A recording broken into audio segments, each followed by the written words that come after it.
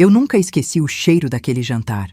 Cordeiro assado com alecrim, o mesmo prato que eu preparei durante 22 anos toda vez que ele fazia aniversário. A mesa estava posta com a toalha de linho português que compramos na lua de mel, em Lisboa, numa lojinha pequena perto do Chiado. Ele escolheu a toalha, eu paguei. Mas isso é detalhe que só eu sei. Eram 43 pessoas na sala. Família dele, amigos do trabalho, o vizinho Dorival com a esposa, a cunhada Patrícia com aquele sorriso de quem sempre soube de tudo e nunca disse nada. Minha irmã Sônia estava lá também, sentada perto da janela, me olhando com aquela expressão preocupada que ela carrega faz anos. Ela me conhece há 48 anos. Sônia sabe quando eu estou fingindo que está tudo bem. E naquela noite, eu estava fingindo muito. Cláudio estava ao lado da lareira, com uma taça de vinho chileno na mão, gargalhando com os colegas da franquia. 52 anos, cabelos nas têmporas já brancos, aquela barriga que cresceu junto com o salário e o ego. As pessoas ao redor dele riam das piadas dele. Sempre riam. Cláudio tinha esse dom, ou eu achava que tinha, de encher o ambiente, de parecer o centro. Eu circulava entre a cozinha e a sala, verificando se as bandejas de frios estavam cheias, se a sobremesa ia sair no tempo certo, se os copos dos convidados não estavam vazios. Sônia tentou me pegar pelo braço 2 vezes para me dizer que eu podia sentar, que as coisas já estavam resolvidas, que eu não precisava ficar servindo. Mas eu precisava ter o que fazer com as mãos. Quando as mãos estão ocupadas, a cabeça aguenta mais. Gustavo, meu filho mais velho, estava sentado com os primos no sofá do fundo. 19 anos, o rosto ainda com traço de menino, mas o corpo já largo de homem. Ele me olhou quando passei, e eu vi no olhar dele uma pergunta que ele não fez. Gustavo sempre soube ler o clima da casa antes de qualquer um. Priscila, minha filha de 16, estava na escada, com o celular, meio fora da festa, meio dentro, do jeito dela. Eu dei um sorriso para ela quando nossos olhos se cruzaram. Ela não sorriu de volta. Eram quase 10 da noite quando Cláudio pediu atenção. Ele bateu a taça com uma colher de prata, aquela colher herdada da mãe dele que eu poliei centenas de vezes ao longo dos anos, e a sala foi ficando em silêncio. Eu estava na porta da cozinha, segurava uma travessa de torta de limão que eu tinha acabado de tirar da geladeira. As mãos estavam levemente frias do contato com a louça. Gente, obrigado por estar aqui comigo essa noite. A voz dele, sempre aquela voz, grave, segura, do tipo que preenche o cômodo todo sem esforço. 52 anos. Nunca pensei que ia chegar aqui tão bem. Risada geral. Alguém falou que ele estava ótimo. Alguém brindou. Eu fiquei parada. A vida me deu muita coisa boa. Ele fez uma pausa dramática, olhando em volta com aquele sorriso de apresentador de programa de televisão. A empresa que cresceu, os amigos que ficaram, os filhos que têm orgulho. Gustavo levantou levemente o queixo. Priscila apareceu no fundo da escada. Mas a vida também me ensinou que a gente cresce quando tem coragem de ser honesto. Alguma coisa no meu estômago apertou. Não foi um pressentimento. Foi reconhecimento. Eu já conhecia aquele tom. Aquela preparação de palco. Cláudio nunca dizia uma coisa difícil de um jeito simples.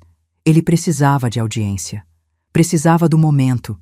Precisava que a dor que ele ia causar tivesse testemunhas. Então, eu quero aproveitar que estão todos aqui, pessoas que eu amo e respeito, para fazer um anúncio. Ele levantou a taça. Eu e Vera vamos nos separar. O silêncio que caiu naquela sala eu não consigo descrever direito para você. Foi o tipo de silêncio que você quase ouve. 43 pessoas que um segundo antes estavam rindo e, de repente, o único som era o rangido de uma cadeira, alguém prendendo a respiração, o tilintar da taça que a cunhada Patrícia apoiou devagar demais sobre a mesa. Eu não larguei a travessa. Isso é a coisa que eu me lembro com mais nitidez, que eu não larguei a travessa de torta de limão. Segurei, com as 2 mãos, a louça fria, os dedos firmes. Vera é uma boa pessoa, ele continuou, como se estivesse fazendo um elogio, como se aquilo fosse gentileza. Mas a gente sabe que casamento precisa de parceria, e nos últimos anos. Ele balançou a cabeça com um ar de cansaço encenado que eu reconhecia de cor. Eu tenho carregado essa família sozinho, financeiramente, praticamente, em tudo. E eu preciso ser honesto, eu me sinto sobrecarregado. Me sinto. Pausa. A pausa era calculada. Eu sabia. Me sinto com uma pessoa que não contribui em nada do meu lado. E isso não é justo para nenhum dos dois. Peso morto. Ele não usou essa expressão ali. Usou depois, quando a sala esvaziou um pouco e a gente ficou frente a frente na cozinha, com os cacos daquele jantar espalhados pela casa. Você é um peso morto, Vera. Você sabe disso. Eu sustento tudo aqui. E você fica fazendo seus troços de artesanato como se isso fosse trabalho de verdade. Mas o sentido já estava lá, na sala, na frente de todos. Nas palavras escolhidas com cuidado cirúrgico para machucar sem deixar marca visível. Eu depositei a travessa sobre a mesa da cozinha, lentamente, sem barulho, e ouvi Sônia, lá do fundo, empurrar a cadeira. Não me lembro de ter decidido nada naquele momento. Não houve um pensamento organizado, uma estratégia, um plano se formando. Só havia aquela frieza estranha que às vezes a gente confunde com choque, mas que eu já sei que não era. Era clareza. Era a sensação de chegar no fim de um caminho que você sabia, no fundo, que ia terminar assim, e perceber que você não estava desamparada do jeito que ele imaginava. A pasta sanfonada cor de vinho estava no meu guarda-roupa, atrás das caixas de sapato, guardada faz 11 anos. Ele nunca soube que ela existia. Ninguém sabia. Só eu. E Sônia, que me ajudou a guardar parte dos recibos quando a gente mudou de casa em 2018 e que fez isso sem perguntar por quê, porque Sônia me conhece faz 48 anos e quando eu peço uma coisa assim, ela sabe que tem razão de ser. 22 anos de recibos. 22 anos de extratos, 22 anos de depósitos, transferências, notas fiscais guardadas em plástico transparente separadas por ano, por categoria, por valor. A reforma da cozinha em 2009, eu. A mensalidade do colégio particular dos 2 filhos por 6 anos, eu. A viagem para Disney em 2015 que ele contou para todo mundo que tinha dado de presente para a família, eu. A entrada do segundo carro, o que ele dirigia, o importado, eu. O plano de saúde da família inteira por 14 anos seguidos, eu. Tudo documentado, tudo com nome, data e valor. Porque eu sou filha de contador. Meu pai, seu Antônio Nogueira, me ensinou antes de qualquer outra coisa que papel fala quando gente cala. Que recibo é prova, que extrato não mente. Que a mulher que não guarda documento não tem história para contar quando precisar. Eu guardei tudo. Enquanto ele me chamava de inútil nas brigas de porta fechada, eu guardava. Enquanto ele dizia que o artesanato era hobby de gente sem ambição, eu guardava. Enquanto ele assinava o cartão de crédito em restaurante e deixava eu pagar o mercado, a escola, a farmácia, a conta de luz, a internet, a prestação do portão automático que quebrou 3 vezes, eu guardava. E naquela noite, enquanto os convidados saíam do jantar de aniversário dele em silêncio constrangido, enquanto Gustavo ficava parado no corredor, sem saber se abraçava a mãe ou enfrentava o pai, enquanto Priscila desaparecia escada acima com o celular tremendo na mão, eu estava pensando em uma coisa só, que o Dr. Fábio Restivo atendia na segunda-feira de manhã, e que eu ia estar lá às 8 em ponto, com a pasta. Se você quer saber o que aconteceu quando o juiz abriu aqueles extratos na audiência, o que Cláudio fez quando percebeu que a mulher que ele chamou de peso morto tinha documentado cada centavo dos últimos 22 anos, se inscreva agora no canal e ativa o sininho, porque o que aconteceu a seguir ninguém poderia imaginar. Deixa seu like se você já passou por algo parecido. E comenta de onde você está assistindo, porque essa história está só começando e a vingança foi servida gelada. Eu conheci Cláudio Henrique Nogueira numa tarde de abril de 1999, numa fila de banco no centro de Ribeirão Preto. Tinha 26 anos. Trabalhava como assistente administrativa numa empresa de distribuição de bebidas. O segundo emprego que tive depois de me formar em administração pela UNAERP. Meu pai era contador autônomo, minha mãe costureira. Morávamos num sobrado simples no bairro Ipiranga. E eu tinha crescido entendendo que dinheiro não era assunto de vergonha, era assunto de respeito. Que você precisava saber de onde vinha cada centavo e para onde ia cada um. A fila estava longa. Um senhor à minha frente reclamava do caixa eletrônico que tinha engolido o cartão dele. Eu estava com uma pasta debaixo do braço e um formulário de depósito na mão quando ouvi uma voz do lado. Você sabe se essa fila anda? Virei. Ele era alto, ombros largos, terno cinza um pouco largo nos ombros, como se tivesse comprado maior do que o necessário para parecer mais importante. Cabelo escuro penteado com gel, sorriso que chegava antes das palavras. Normalmente anda, eu disse. E voltei a olhar para a frente. Ele riu. Não se ofendeu. Isso me pareceu interessante na época. A maioria dos homens que tentavam puxar conversa naquele tipo de situação desistia quando a mulher respondia curto. Cláudio não desistiu. Ficou falando. Sobre o calor, sobre o banco, sobre uma reunião que tinha mais cedo e que tinha corrido bem. Não perguntou meu nome logo. Perguntou se eu trabalhava perto dali. Perguntou se eu almoçava no centro. Tinha um jeito de fazer perguntas que parecia interesse genuíno, que parecia atenção, que parecia que o que você respondesse importava de verdade para ele. Eu tinha 26 anos e ainda confundia presença com cuidado. Saímos para tomar café naquela mesma tarde, num bar da rua Álvares Cabral. Ele me contou que trabalhava como representante comercial de uma distribuidora de alimentos, que tinha planos de abrir negócio próprio, que o pai tinha morrido cedo e que ele tinha aprendido cedo a se virar. Falava de si mesmo com uma mistura de orgulho e vulnerabilidade que eu não soube identificar como performance. Eu ouvia. Eu sempre ouvia demais. Ficamos 3 meses namorando antes do primeiro sinal. 3 meses em que ele aparecia com flores sem motivo. Me levava em restaurantes que eu não conhecia. Ligava à noite só para saber como tinha sido o dia.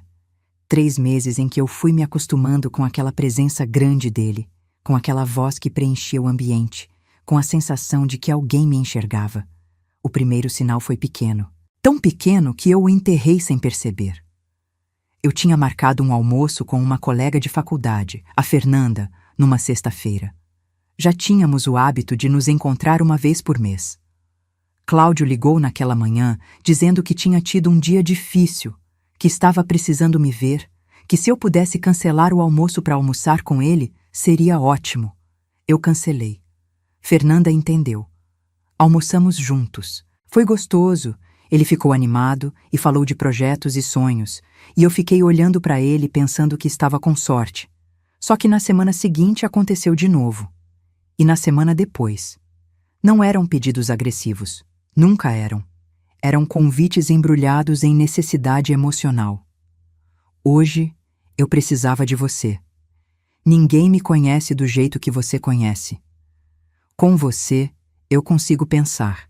Palavras que pareciam amor e que eu fui aprendendo 20 anos depois que eram controle com embrulho bonito. Nos casamos em novembro de 2001. Eu tinha 28 anos. Meu pai me olhou no dia do casamento com aquela expressão que os pais têm quando querem dizer uma coisa e decidem não dizer. Só me abraçou por tempo demais. Só isso. No início, trabalhávamos os dois. Eu continuei na empresa de distribuição. Ele abriu a primeira franquia de lanchonete em 2003, com dinheiro que a gente juntou junto e que ele depois passou a contar como se tivesse juntado sozinho. Eu lembro do extrato daquela conta poupança. Guardei uma cópia. 43% do dinheiro daquela abertura era meu. Gustavo nasceu em 2005. Eu tirei licença maternidade, voltei ao trabalho, contratamos uma babá. 2 anos depois, Cláudio começou com a conversa. Vera, você não acha que faz mais sentido você ficar com as crianças? Não foi uma ordem. Nunca era uma ordem. Era sempre uma pergunta que tinha só uma resposta esperada. E quando eu dava a resposta errada, ele não gritava, não batia, não ameaçava. Ele ficava quieto. Ficava aquela frieza de dias. Aquele silêncio que pesava mais do que qualquer briga. E quando o silêncio acabava, a conversa voltava, embrulhada de outro jeito, com outro argumento. Você mesma disse que estava cansada da empresa. Os filhos precisam de mãe presente. Com o que a empresa está crescendo, não precisamos dos dois trabalhando. Priscila nasceu em 2007. Em 2008, eu pedi demissão. Eu me digo, até hoje, que foi uma decisão minha, que eu quis, que foi uma escolha. Mas quando eu fico sozinha e sou honesta comigo mesma, eu sei que foi o caminho de menor resistência num casamento que já tinha começado a me custar mais do que eu conseguia calcular. O que Cláudio não esperava era que a filha de seu Antônio não sabe ficar sem controle sobre o dinheiro. Meu pai morreu em 2012. Câncer de próstata, rápido e cruel. Me deixou uma herança de R$620 mil, resultado de décadas de trabalho e economia, guardada em CDBs no banco onde ele tinha conta faz 30 anos. Eu jamais contei para Cláudio o valor exato. Disse que era uma quantia pequena, que o velho não tinha acumulado muito, que eu ia usar para ajudar nas despesas da casa. Ele não perguntou mais. Cláudio nunca se interessou pelos assuntos financeiros que ele não controlava diretamente, só pelos que ele achava que controlava. Transferi os 620 mil para uma conta só minha, num banco diferente, e deixei rendendo. A partir de 2012, toda a reforma da casa saía dali. Toda a mensalidade escolar que ele esquecia de pagar no prazo saía dali. Todo o plano de saúde no mês em que o cartão dele estourava saía dali. Toda viagem que ele anunciava para a família sem ter planejado o orçamento saía dali. Eu aprendi a linguagem das transferências discretas. Aprendi a pagar coisas em dinheiro, guardar recibo, fotografar o recibo, arquivar em plástico por data. Aprendi que quando uma mulher não tem renda declarada, ela precisa do dobro de documentação para provar que existe. Meu pai me ensinou isso. Não com palavras, mas com o exemplo de uma vida inteira de planilha organizada e gaveta etiquetada. As brigas foram aumentando com os anos, não sempre em volume, às vezes só em temperatura. Aquela frieza que dura dias. Aquele jeito dele de falar de mim para os amigos, como se eu fosse uma assistente doméstica levemente incompetente. A Vera fez um bolo que afundou no meio. Que situação! Você sabe como mulher é, né? Tudo vira drama. Risos, sempre risos. Nos últimos 5 anos, ele parou de tentar esconder. Dizia abertamente na minha frente que artesanato não era profissão, que ficar em casa não era trabalho, que ele sustentava tudo e eu era decoração. Gustavo ouvia e ficava desconfortável. Priscila ouvia e ficava brava. Mas ninguém dizia nada, porque quando você cresce dentro de uma dinâmica, ela parece normal até o dia que para de parecer. O dia que parou de parecer normal para mim foi uma tarde de setembro de 2022. Eu estava pagando a mensalidade da academia de natação da Priscila numa quinta-feira, numa loja de material esportivo perto de casa. A atendente processou o pagamento, me deu o recibo e me perguntou se eu queria o nome na nota. Eu disse meu nome. Vera Cristina Nogueira. Ela digitou, me olhou e disse com aquela gentileza sem malícia de quem não sabe que está dizendo alguma coisa importante. Que nome bonito!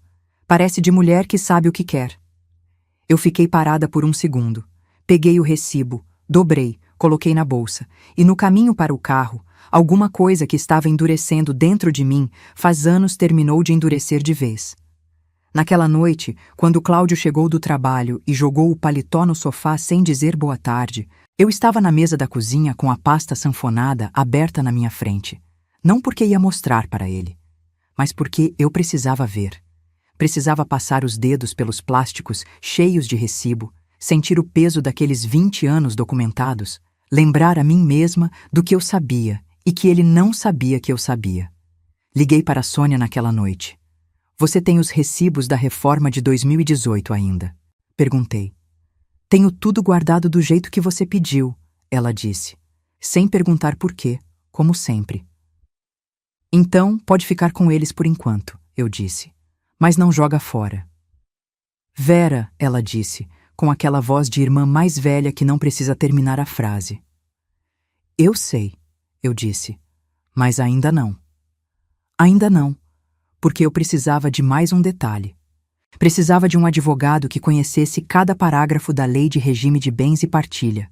Precisava saber exatamente o que aquela pasta podia fazer por mim num tribunal. Precisava calcular o momento certo. O momento certo chegou no jantar de aniversário de 52 anos de Cláudio Henrique Nogueira, numa sala cheia de gente, com uma travessa de torta de limão nas mãos e o cheiro de cordeiro assado no ar.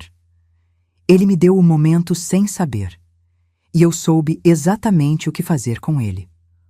O Dr. Fábio Restivo tinha um escritório no 5º andar de um prédio comercial na Avenida Presidente Vargas, com uma placa discreta de latão na porta e uma recepcionista que falava baixo como se soubesse que as pessoas que chegavam ali geralmente já estavam carregando peso demais.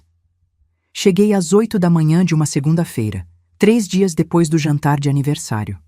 Tinha dormido pouco. Não de angústia, mas de pensamento organizado, aquele tipo de insônia que não é desespero, é planejamento. Fiquei deitada olhando para o teto do quarto, calculando valores, lembrando datas, ordenando mentalmente o que estava na pasta e o que precisava buscar ainda. Cláudio dormiu tranquilo esses 3 dias. Roncou, inclusive. Eu ouvia do outro lado da cama e pensava: ele realmente acredita que ganhou. A recepcionista me ofereceu café. Aceitei. Segurei o copo de isopor com as 2 mãos, do mesmo jeito que segurei a travessa de torta de limão 3 dias antes, e esperei. O Dr. Fábio me recebeu às 8h12. 50 e poucos anos, cabelos brancos nas laterais, óculos de grau com armação fina, um jeito de ouvir que me lembrou do meu pai. Não interrompeu. Deixou eu falar. Quando eu terminei de resumir a situação, ele ficou um momento em silêncio, dedos entrelaçados sobre a mesa, olhando para mim com aquela expressão de quem está calculando várias coisas ao mesmo tempo. "A senhora trouxe documentação?" ele perguntou.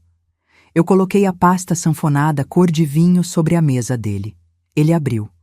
Passou os olhos pelos primeiros plásticos. Virou algumas páginas. Parou num extrato de 2013. Olhou para mim. "Isso está organizado por ano?" "Por ano e por categoria", eu disse. Educação, saúde, moradia, transporte, lazer, cada categoria tem uma cor de clipe diferente. Ele ficou me olhando por um segundo mais longo do que o necessário. "Dona Vera", ele disse, "em 23 anos de advocacia de família, eu não recebi 3 clientes com documentação assim. Meu pai era contador", eu disse. "Ele dizia que papel fala quando gente cala." O doutor Fábio fechou a pasta com cuidado e colocou as 2 mãos em cima dela como se estivesse protegendo alguma coisa valiosa. "Me fala do regime de bens do casamento."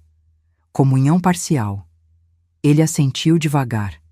"A herança do pai da senhora, se mantida em conta separada e sem comprovar que foi utilizada em benefício do casal, pode ser defendida como bem particular. Mas os valores que a senhora usou para custear despesas familiares documentadas viram prova de contribuição", eu disse.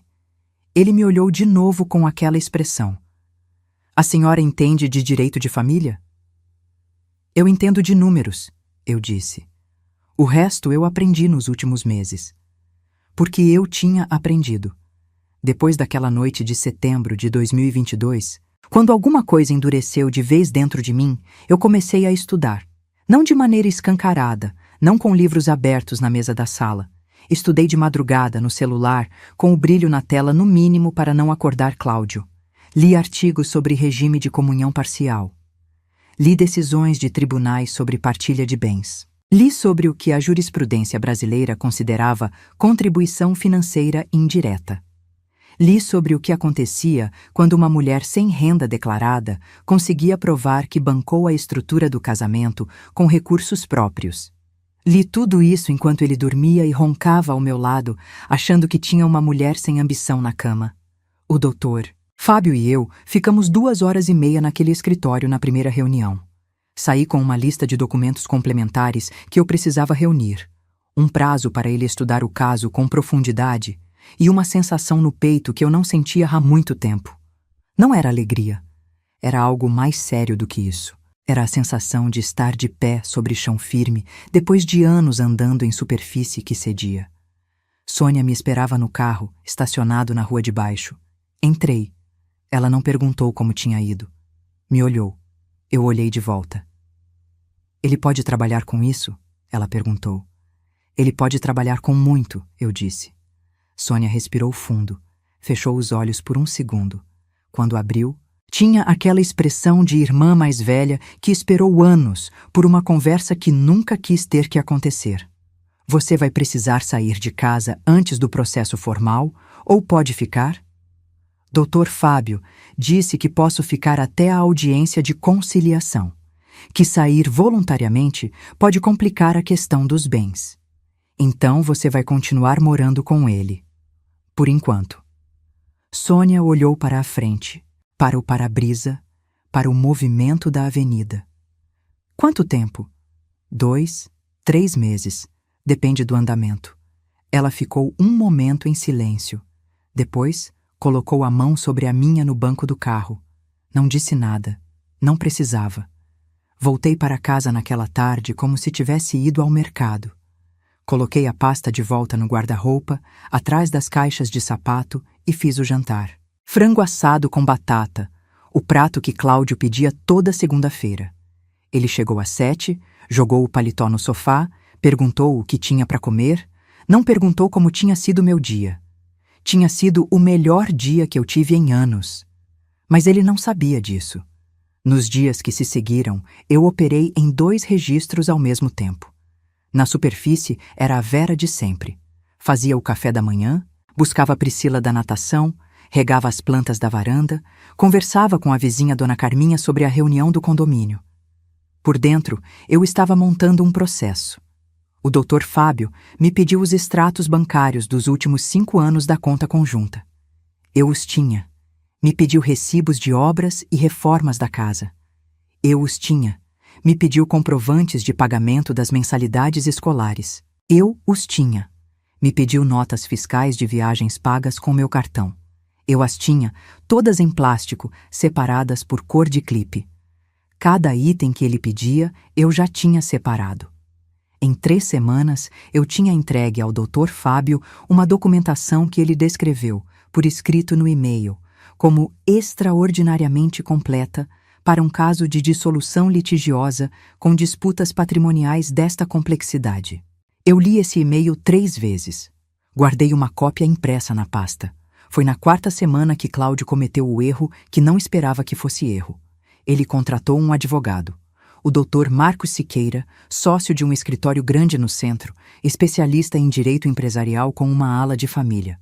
Eu soube pelo Gustavo, que ouviu o pai falando ao telefone no escritório de casa com a porta entreaberta.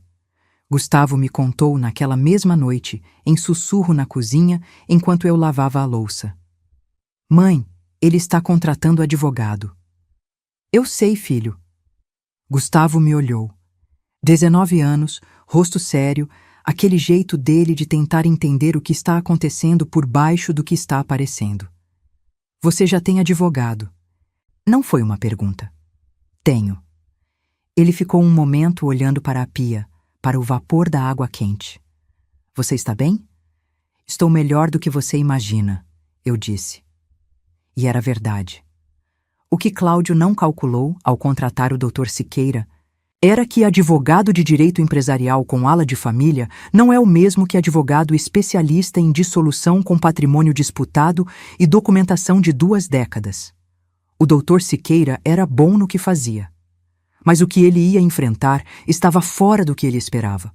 A audiência de conciliação foi marcada para uma quinta-feira de março. Eu me lembro de ter acordado naquela manhã às 5h40. Não de alarme. O corpo simplesmente acordou, como se soubesse. Fiquei deitada no escuro por alguns minutos, ouvindo Cláudio respirar do outro lado da cama. Ele ainda dormia. Ainda roncava levemente. Me levantei sem fazer barulho. Fui para a cozinha, fiz café, fiquei sentada à mesa com a xícara nas mãos, olhando pela janela para o jardim que eu plantei em 2010.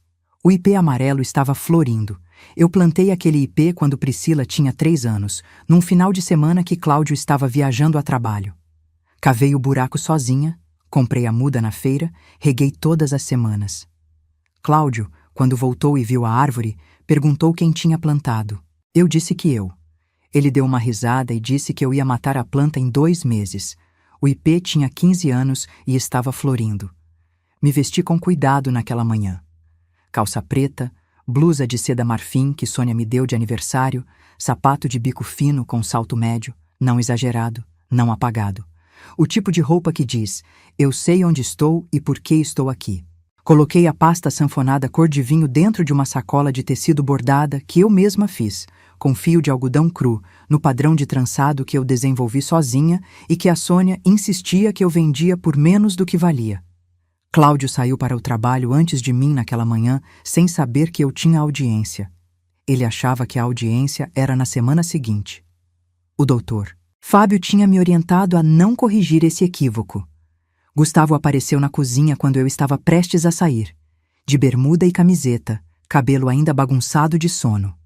Me olhou de cima a baixo, olhou para a sacola de tecido. Hoje é o dia? Ele perguntou. Hoje é o dia. Ele ficou um momento parado, depois abriu os braços. Eu me encaixei naquele abraço de filho que cresceu demais, rápido demais, e fiquei ali por um tempo que não sei medir direito. Ele me abraçou com os 2 braços de um jeito que o pai nunca abraçou. Vai lá, mãe, ele disse no meu ouvido. Eu fui. O fórum ficava a 20 minutos de carro. Sônia me encontrou no estacionamento, de terno azul marinho que ela reserva para ocasiões sérias, com a pasta complementar de recibos que ela guardava desde 2018, dentro de uma mochila de couro. Nos abraçamos. Não dissemos nada importante. Às vezes, abraço é o suficiente. O doutor Fábio nos encontrou na entrada. Terno cinza, aquela expressão calma de quem já esteve em muitas salas assim e aprendeu que serenidade é estratégia. Me cumprimentou com um aperto de mão firme e disse, baixinho, só para mim. Está pronta? Desde 2012, eu disse. Ele quase sorriu. Entramos. Cláudio chegou 10 minutos depois com o doutor Siqueira, de terno azul escuro e gravata bordô, aquela postura dele de homem que está acostumado a ocupar espaço. Me viu sentada à mesa com o doutor Fábio e com Sônia, e ficou 1 segundo parado, 1 segundo só, antes de recompor a expressão. Mas eu vi. Aquele segundo, aquela hesitação que ele não esperava ter. Ele não sabia que eu tinha advogado. Tinha descoberto pela intimação, tarde demais para ajustar a estratégia.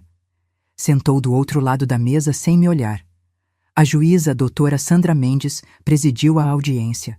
50 e poucos anos, cabelos curtos, voz direta sem ser agressiva, o tipo de presença que não precisa levantar o tom para ser ouvida. Quando o doutor Siqueira começou a apresentar a versão de Cláudio, eu ouvi tudo com atenção. A versão era previsível. Casamento desgastado, esposa sem renda própria há 15 anos, contribuição financeira unilateral do marido, patrimônio construído exclusivamente com a renda dele, pedido de reconhecimento da menor participação dela na partilha em razão da ausência de contribuição financeira comprovada. A doutora Sandra ouviu. Anotou. Depois olhou para o doutor Fábio. E o doutor Fábio abriu a pasta sanfonada cor de vinho sobre a mesa do fórum. O doutor Fábio não abriu a pasta de qualquer jeito. Abriu devagar, com aquela calma de quem sabe que o conteúdo fala por si mesmo e que pressa seria desperdício. Tirou o primeiro conjunto de documentos, prendidos por um clipe azul, e colocou sobre a mesa com a precisão de quem está posicionando uma peça num tabuleiro que já ganhou. Doutora Sandra, ele disse, gostaria de apresentar a documentação financeira da requerente referente ao período de 2002 a 2024. Havia um silêncio específico naquela sala que eu não vou esquecer enquanto eu viver. Não era o silêncio de antes de alguém falar. Era o silêncio de depois de alguém entender que a conversa vai ser diferente do que imaginava. O doutor Siqueira olhou para a pasta. Olhou para o doutor Fábio. Olhou para a pasta de novo. Cláudio olhou para o doutor Siqueira. A doutora Sandra pegou o primeiro documento. O que estava naquelas folhas era a história completa. Não a história que Cláudio contava, aquela onde ele era o construtor E eu era o ornamento. A história real. A que eu tinha vivido e documentado em silêncio por 22 anos. O primeiro conjunto, clipe azul, eram os extratos bancários da conta que só eu conhecia, mostrando os depósitos da herança do meu pai e os saques que eu realizei ao longo dos anos. Cada saque tinha um número. Cada número correspondia a um recibo numerado na sequência seguinte da pasta. O segundo conjunto, clipe verde, eram os recibos de pagamento das mensalidades escolares. Colégio particular do Gustavo desde o jardim de infância até o 3º ano do ensino médio. Colégio particular da Priscila desde o maternal. Curso de inglês dos dois. Natação da Priscila. Futebol do Gustavo. Não eram todas as mensalidades de todos os anos. Eram as mensalidades dos meses em que o cartão de Cláudio tinha estourado ou em que ele tinha esquecido de fazer o pagamento, e eu tinha coberto. 117 recibos. 117 vezes.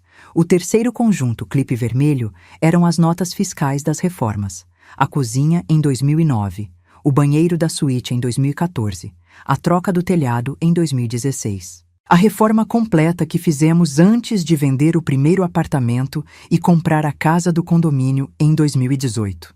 Cada nota com o nome da empresa, o CNPJ, a data, o valor e o comprovante de transferência bancária saindo da minha conta. O quarto conjunto, clipe amarelo, era o que o Dr. Fábio chamou de contribuição indireta mensurável. 12 anos de plano de saúde familiar pagos pela minha conta, quando o plano empresarial dele não cobria o período de carência após a mudança de emprego em 2010. 4 anos de IPTU da casa, porque ele estava reorganizando as finanças. A entrada do carro importado dele em 2019, que ele anunciou aos amigos como presente para si mesmo de 50 anos, e que saiu da minha conta em 2 transferências que eu fiz questão de identificar como complemento veículo CH, no campo de descrição. Complemento veículo CH. Cláudio Henrique. Eu tinha digitado aquelas letras sabendo que um dia alguém além de mim ia ler. A doutora Sandra folheava os documentos com aquela expressão de juíza experiente que encontrou algo que não esperava encontrar. Não demonstrava surpresa de um modo exagerado, mas havia uma qualidade diferente no jeito que ela segurava cada folha, com mais atenção, com mais cuidado. O doutor Siqueira se inclinou para Cláudio e sussurrou alguma coisa. Eu estava a 2 metros de distância e não ouvi as palavras, mas vi o rosto de Cláudio. Ele estava olhando para os documentos com uma expressão que eu reconheci imediatamente. Era a mesma expressão que ele tinha quando algo fugia do controle e ele ainda não tinha decidido como reagir. Os lábios levemente separados, a mandíbula tensa, os olhos percorrendo as folhas como se estivesse procurando o erro, o buraco, o ponto onde a coisa podia desmontar. Não ia encontrar, porque não havia erro. Havia 22 anos de organização meticulosa, feita por uma mulher que foi subestimada por tanto tempo que o subestimador esqueceu de prestar atenção. Dona Vera, disse a doutora Sandra, levantando o olhar dos documentos para mim. A senhora pode confirmar que todos esses pagamentos foram realizados com recursos de conta bancária de sua titularidade exclusiva? Posso, eu disse. Os extratos completos estão no conjunto de clipe branco, que é o último da pasta. Ela olhou para o Dr. Fábio. Ele entregou o último conjunto. Ela abriu. O silêncio que se fez quando a doutora Sandra começou a ler os extratos era diferente do anterior. Era mais pesado. Tinha textura. Era o tipo de silêncio que acontece quando uma sala inteira percebe que a história que estava sendo contada era outra. Foi nesse silêncio que a doutora Sandra disse, sem levantar os olhos do papel. Doutor Siqueira, em nome do seu cliente, o senhor tem ciência da extensão desses valores? O doutor Siqueira ficou 1 segundo antes de responder. Estamos tomando conhecimento agora, doutora Sandra. Tomando conhecimento agora. Ela repetiu, não com ironia, com aquela precisão de quem registra cada palavra porque cada palavra vai importar depois. Cláudio olhou para mim pela primeira vez desde que entrou na sala. Eu o olhei de volta. Não com raiva. A raiva eu tinha processado em outras madrugadas, em outros momentos, em outras conversas com Sônia, que duraram até o telefone esquentar.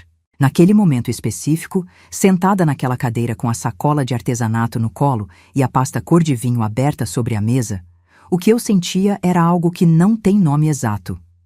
Era a serenidade de quem chegou até o ponto que sabia que ia chegar e que fez cada passo do caminho com os próprios pés. Ele abriu a boca, fechou, abriu de novo. Vera, ele disse. Baixinho. Só isso. Eu não respondi. O doutor Fábio pediu a palavra. A doutora Sandra autorizou. O que o doutor Fábio fez nos 40 minutos seguintes foi o que eu imagino que deve ser assistir a um artista trabalhando. Ele não atacou, não performou. Apresentou os números com a clareza de quem conhece cada centavo de cor e vai fazer questão de que todos os presentes também conheçam. Total documentado de contribuição financeira direta, da requerente ao patrimônio e as despesas familiares entre 2002 e 2024. R$ 387.200. Mais a herança aplicada, os rendimentos acumulados e a valorização dos bens que haviam sido custeados ou co-custeados com esses recursos. O argumento de contribuição unilateral do requerido, segundo o Dr. Fábio, não apenas não se sustentava como invertia a narrativa apresentada. O Dr. Siqueira pediu uma pausa. A doutora Sandra concedeu 15 minutos. Saímos para o corredor. Sônia ficou do meu lado sem dizer nada, com a mão levemente encostada no meu braço, aquele contato físico que ela tem de oferecer presença sem precisar de palavra. O Dr. Fábio ficou a uma distância discreta, no celular, sem nos pressionar. Do outro lado do corredor, Cláudio e o Dr. Siqueira conversavam em voz baixa encostados na parede.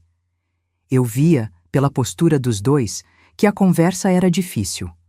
O Dr. Siqueira falava com a expressão de quem está reorientando uma estratégia que foi construída sobre premissas erradas. Cláudio ouvia com os braços cruzados e o olhar fixo no chão. Aquele homem tinha passado 22 anos convicto de que eu não entendia nada de dinheiro. Tinha passado 22 anos construindo uma narrativa de provedor único, de arquiteto da família, de homem que carregava tudo nas costas enquanto a esposa ficava em casa fazendo tricô. Não era tricô, era artesanato. E não era só artesanato. Era também uma pasta sanfonada cor de vinho guardada atrás de caixas de sapato no guarda-roupa de um quarto, onde ele dormia e roncava sem imaginar o que estava a 3 metros dos seus pés. Quando voltamos para a sala, o doutor Siqueira informou que o requerido não tinha interesse em prosseguir com a audiência de conciliação nos termos anteriores e que solicitava prazo para análise da documentação apresentada e reformulação da proposta. A doutora Sandra concedeu o prazo. Antes de encerrar, olhou para os dois lados da mesa. Quero que fique registrado, ela disse, com aquela voz direta que não precisava de volume para preencher o ambiente, que a documentação apresentada pela requerente representa um nível de organização e previsão que este juízo raramente encontra em processos desta natureza. Será considerada em sua integralidade. Depois olhou para mim, só por um segundo, com aquela expressão que não era pessoal, que era profissional, mas que eu recebi como se fosse as duas coisas ao mesmo tempo. Eu agradeci com a cabeça. Fomos embora antes deles. No corredor, Sônia pegou minha mão. Nós duas caminhamos até o elevador sem falar. Entramos. As portas fecharam. E quando as portas fecharam e ficamos as duas sozinhas naquela cabine descendo os 5 andares, Sônia soltou minha mão, me virou de frente para ela e me olhou com os olhos cheios de um negócio que não era lágrima, mas que estava perto. Pai estaria orgulhoso, ela disse. Eu respirei fundo. Segurei. Soltei devagar. Eu sei, eu disse. 3 semanas depois, o Dr. Siqueira entrou em contato com o Dr. Fábio com uma proposta de acordo. Era significativamente diferente da que Cláudio tinha anunciado no jantar de aniversário, aquela onde eu saía com o mínimo, porque, segundo ele, não tinha contribuído com nada. A nova proposta reconhecia minha participação integral no patrimônio em comunhão, incluindo 50% da casa do condomínio, 50% das cotas das franquias e a manutenção da guarda compartilhada dos filhos, com residência principal comigo, até Priscila completar 18 anos. O doutor Fábio apresentou a proposta para mim numa tarde de terça-feira, no mesmo escritório do 5º andar onde tudo tinha começado. Eu li com cuidado, linha por linha, do jeito que meu pai me ensinou a ler qualquer documento que exige assinatura. Quando terminei, olhei para o doutor Fábio. Ele quer que eu assine rápido? O doutor Siqueira sugeriu que a resposta viesse em até 10 dias. Quanto tempo tenho de direito? 30 dias. Então vamos levar 30 dias, eu disse. E enquanto isso, preciso que o senhor verifique um detalhe sobre as cotas das franquias. Especificamente sobre uma abertura de filial que consta no registro da empresa datada de novembro de 2022, que não aparece no patrimônio declarado dele. O Dr. Fábio tirou os óculos, colocou de volta. Me olhou com aquela expressão que eu já reconhecia. Você tem documentação disso também? Eu abri a sacola de artesanato de fio de algodão cru e coloquei sobre a mesa um envelope pardo fechado com fita adesiva que eu tinha guardado separado da pasta principal, esperando o momento certo. Tenho, eu disse. Foi a primeira vez que o Dr. Fábio Restivo, em 23 anos de advocacia de família, me olhou com algo que eu só posso descrever como espanto genuíno. Abriu o envelope. Leu. Ficou em silêncio por um longo momento. Dona Vera, ele disse por fim, com uma voz que tinha mudado levemente de tom. Com isso aqui, o acordo que ele está propondo ficou muito pequeno. Eu já sabia. Por isso tinha esperado o momento certo para mostrar. Quando Cláudio fez o anúncio naquele jantar de aniversário, cercado de gente, com a voz segura de quem acha que tem o controle de tudo, ele não sabia que a mulher em pé na porta da cozinha, com uma travessa de torta de limão nas mãos, tinha documentado não só os últimos 22 anos do casamento, mas também uma movimentação financeira paralela que ele julgava invisível. Ele subestimou a filha do contador. E essa foi a última vez que alguém me subestimou.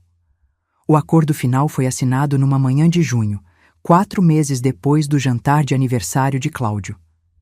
Não no fórum, no cartório.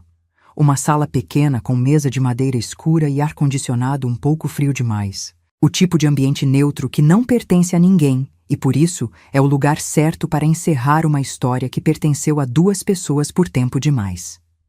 Cláudio chegou com o Dr. Siqueira. Eu cheguei com o Dr. Fábio e com Sônia, que pediu folga do trabalho naquele dia sem que eu precisasse pedir.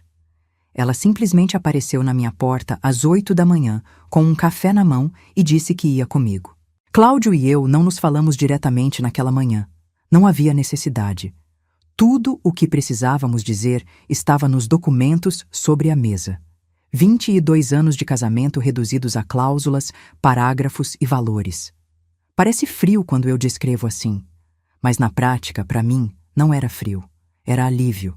Era a formalização de algo que já tinha acabado muito antes daquela sala.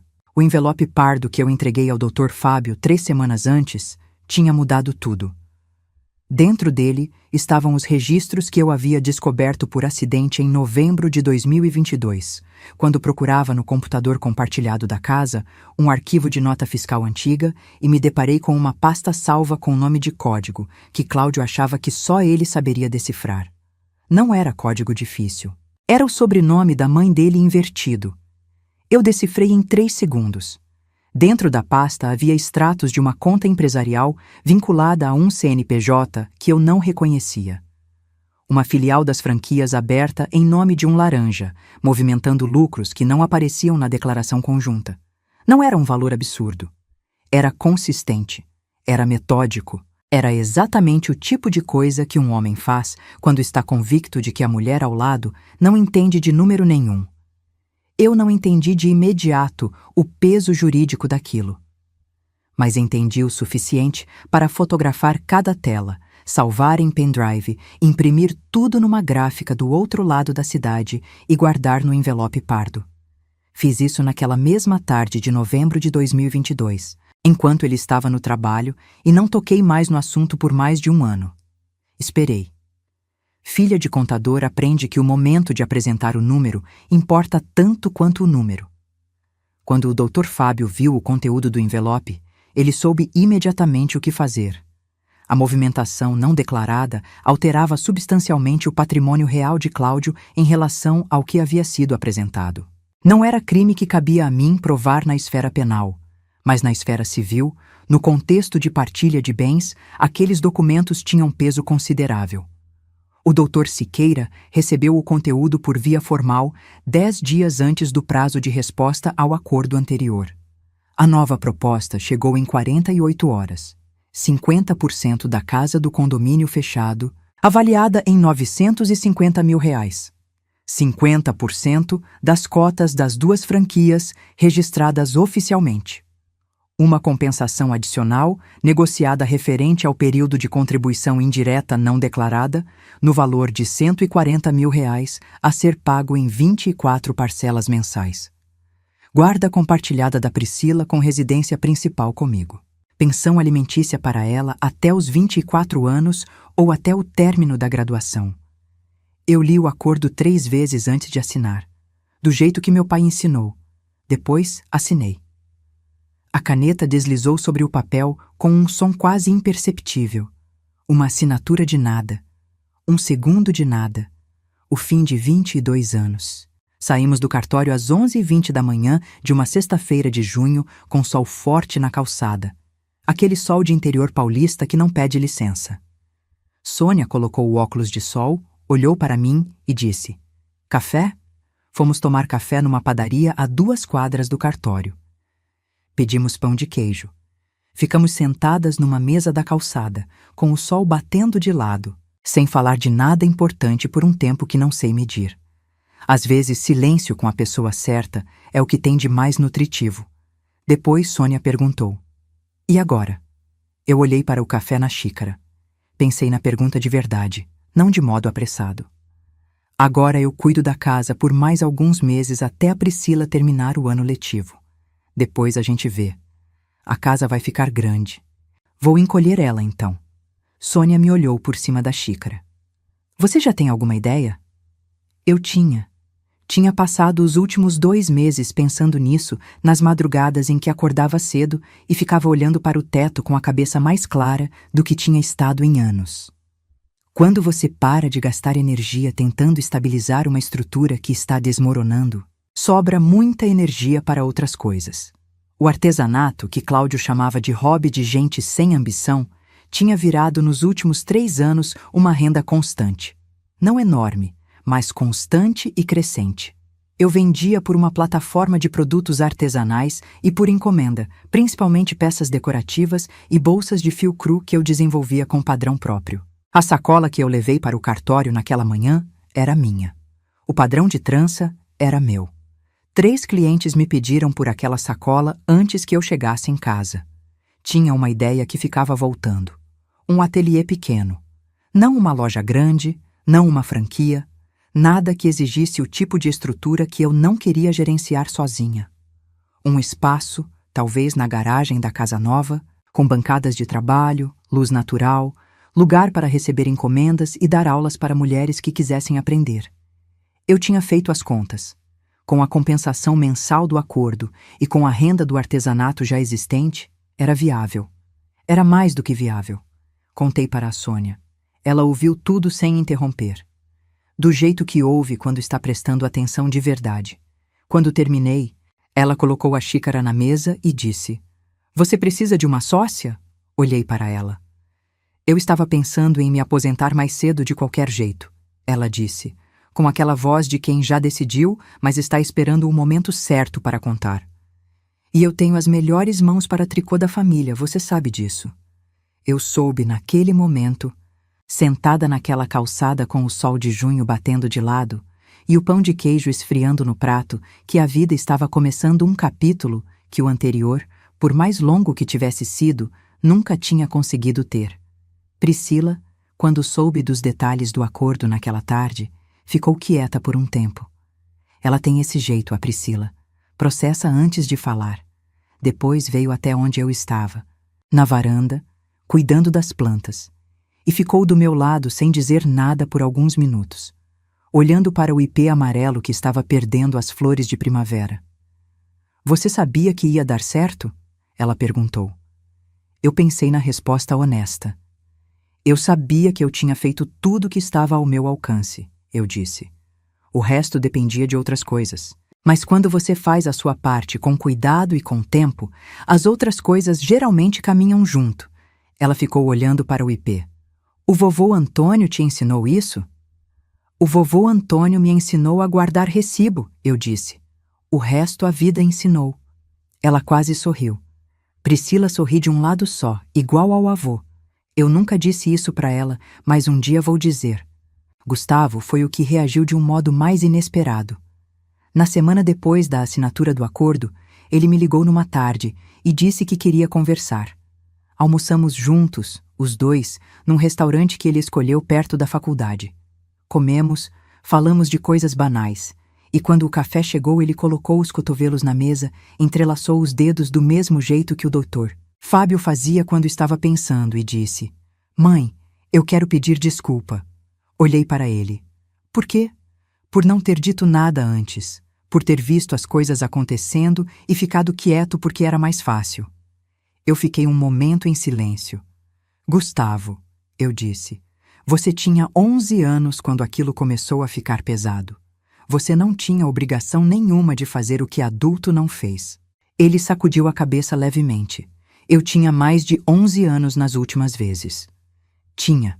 E ficou quieto porque cresceu dentro daquela casa e ficou parecendo normal. Isso não é fraqueza. É o que acontece com todo mundo que está perto demais de uma coisa por tempo demais. Ele me olhou com aquele rosto que ainda tem traço de menino, mas já está quase todo homem. Você não está com raiva de mim. Ou nunca estive, eu disse. E era a verdade mais simples e mais inteira que eu já falei. Ele respirou. Soltou os ombros. Tomou o café. Quanto a Cláudio, eu soube por Gustavo, alguns meses depois, que ele tinha saído da casa do condomínio e estava morando num apartamento alugado no centro. Que a conta das franquias estava sendo auditada por iniciativa do sócio, que tinha ficado desconfortável com o que veio à tona. Que ele andava mais quieto, menos daquele modo de preencher os ambientes que eu confundi por tanto tempo com presença de verdade. Eu não me alegrei com isso. Não é o tipo de pessoa que eu quero ser, aquela que se alimenta do sofrimento do outro mesmo quando o outro fez por merecer. O que eu senti quando soube foi algo mais neutro. Foi o fechamento de um ciclo. Foi a confirmação de que as consequências existem mesmo quando a gente não está por perto para vê-las. Ele não me ligou. Não me mandou mensagem. Uma vez, meses depois, cruzamos no estacionamento do mercado. Ele com uma sacola pequena, aquela de pessoa que mora sozinha e compra para uma pessoa só. Me viu. Parou. Ficou um segundo com aquela expressão de quem tem coisas para dizer e não sabe se tem direito de dizê-las. Eu disse boa tarde com o mesmo tom que usaria com qualquer pessoa. Ele disse boa tarde de volta. Passei com o carrinho. Não olhei para trás. O ateliê abriu 5 meses depois da assinatura do acordo. Numa sala que reformei na parte de baixo da casa, com bancada de madeira que Sônia ajudou a escolher, iluminação natural pela janela que ampliamos e uma placa pequena de madeira na entrada que Priscila pintou à mão com tinta acrílica. Artesanato Vera Nogueira. Fio, forma e tempo. A primeira turma de aulas tinha 7 mulheres, idades entre 32 e 61 anos. Uma professora aposentada, uma enfermeira, 2 donas de casa, uma recém-divorciada que não contou muito sobre si, mas que apareceu na primeira aula com os olhos ainda vermelhos e que na 4ª aula apareceu rindo de um comentário que ela mesma fez sobre o próprio trabalho. Eu olhei para ela rindo naquela 4ª aula e pensei, é isso aqui. Não é sobre o fio. Não é sobre o padrão de trança, ou o ponto certo, ou o produto final. É sobre o que acontece quando uma mulher senta, coloca as mãos em alguma coisa e percebe que as mãos sabem fazer coisas que o mundo ficou tentando convencer que ela não sabia. Meu pai me ensinou que papel fala quando gente cala. Mas ele me ensinou outra coisa também, que eu só entendi agora, do outro lado de tudo isso. Ele me ensinou, sem palavras, sem discurso, só pelo exemplo de uma vida de trabalho honesto e gaveta etiquetada. Que o que você constrói em silêncio, com paciência, com método, não desaparece só porque alguém decide não enxergar. Que a verdade não precisa de volume, que ela só precisa de tempo e de uma pasta sanfonada cor de vinho guardada no lugar certo. Eu tenho 48 anos. Tenho um ateliê com luz natural e uma sócia que tem as melhores mãos para tricô da família. Tenho uma filha que sorri de um lado só igual ao avô e um filho que aprendeu a pedir desculpa. Tenho um ipê amarelo de 15 anos no jardim que alguém disse que eu ia matar em 2 meses. Tenho uma pasta sanfonada cor de vinho que não preciso mais esconder de ninguém. E tenho a certeza que ninguém tira mais de mim, de que dignidade não é o que os outros decidem te dar. É o que você constrói, recibo por recibo, ano por ano, em silêncio, enquanto espera o momento certo. O momento certo chegou. E eu estava pronta. Se essa história tocou o seu coração, se você se identificou em algum momento dessa jornada, deixe seu comentário aqui embaixo, contando de onde você está assistindo e o que mais tocou você. Compartilhe esse vídeo com aquela amiga, prima, vizinha que precisa ouvir essa mensagem. Que dignidade não se negocia, que amor próprio vem primeiro e que nunca é tarde para recomeçar. Deixa seu like, se inscreve no canal e ativa o sininho para não perder as próximas histórias. Porque aqui a gente não conta histórias vazias, a gente conta histórias que transformam, que curam, que lembram você de quem você realmente é. Uma mulher forte, capaz e merecedora de todo o amor do mundo. Um abraço apertado no seu coração. E lembre-se, você é mais forte do que imagina. Até a próxima.